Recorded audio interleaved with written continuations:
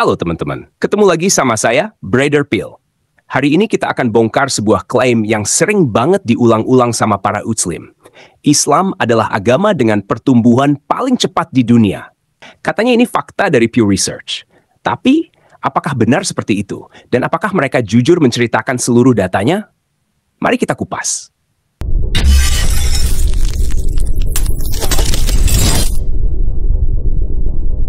Para pembenci Islam ini kan Bapak Ibu, mereka hanya bisa menebar kebencian, fitnah, dan kebodohan.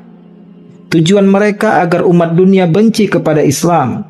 Namun faktanya semakin Islam diprovokasi, semakin manusia beramai-ramai memeluk agama Islam. Survei dari studi Pew Research Center yang berlokasi di Washington, Amerika Serikat, mengeluarkan pernyataan yang mengejutkan bahwa Islam menjadi agama dengan pertumbuhan tercepat di dunia. Ceramah ini akan dipost di TikTok dan YouTube kami. Dan nanti lihat Bapak Ibu, buzzer non-muslim pasti ada yang komentar, datanya mana? Maka sekarang saya jawab, datanya berita media website Metro TV 10 Juni 2025 pukul 17.57. Nah, lengkap datanya Kak. Tuh kan, barusan kita dengar ada mualaf yang bilang Islam adalah agama dengan pertumbuhan tertinggi.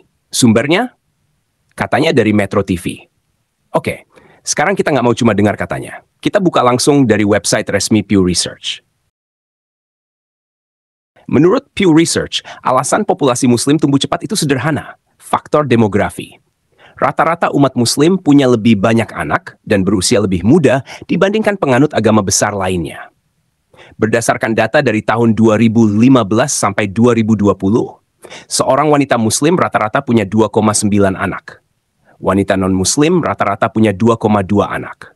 Dan di tahun 2020, usia median Muslim di seluruh dunia 9 tahun lebih muda daripada non-Muslim. Tepatnya 24 tahun dibanding 33 tahun.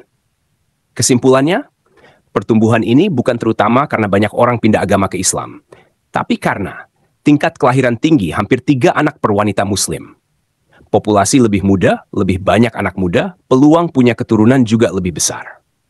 Sekarang, ada fakta yang biasanya mereka tidak sebutkan. Di banyak negara dengan hukum syariah ketat, seperti Arab Saudi, Iran, Afghanistan, Sudan, dan Mauritania, murtad itu dilarang keras. Bahkan di beberapa tempat bisa dihukum mati. Jadi wajar saja kalau survei soal perpindahan agama di negara-negara ini nyaris mustahil dilakukan. Banyak orang mungkin KTP-nya Islam, tapi hatinya sudah meninggalkan iman tersebut. Dan jangan lupa, dalam Islam, poligami diizinkan. Kalau satu pria bisa punya 4 istri dan semuanya punya anak, jumlah keturunan jelas akan lebih banyak dibandingkan pria Kristen yang hanya punya 1 istri. Dan ingat, kebenaran bukan ditentukan dari banyaknya jumlah pengikut. Bahkan saat Yesus mau disalibkan, lebih banyak orang berteriak, "Salibkan dia!" Apakah itu berarti Yesus bersalah? Tentu tidak. Saya jadi ingat kisah di Matius pasal 3 ayat 6-7.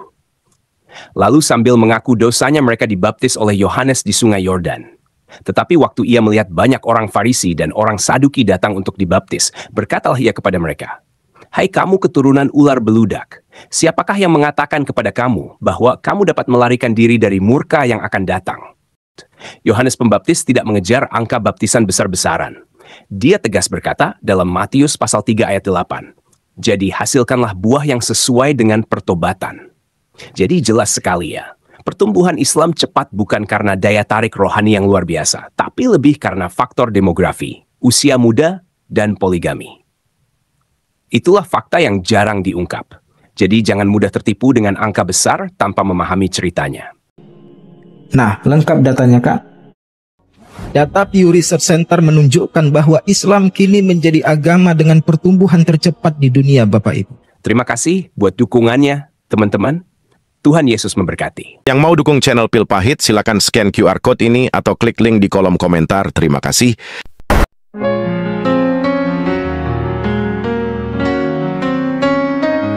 Janganlah hendaknya kamu khawatir tentang apapun juga. Nyatakanlah dalam segala hal keinginanmu. kepada Tuhan dalam doa dan permohonan dengan ucapan syukur. Segala perkara dapat kita tanggung di dalam Dia yang memberi kita kekuatan. Bersukacitalah senantiasa dalam Tuhan. Sekali lagi ku katakan, bersukacitalah. Tuhan kita akan memenuhi segala keperluanmu menurut kekayaan dan kemuliaannya dalam Kristus Yesus. Dimuliakanlah Allah dan Bapa kita selama-lamanya. Amin. Segala perkara dapat kita tanggung di dalam Dia yang memberi kita kekuatan. Bersukacitalah senantiasa dalam Tuhan. Sekali lagi ku katakan, bersukacitalah.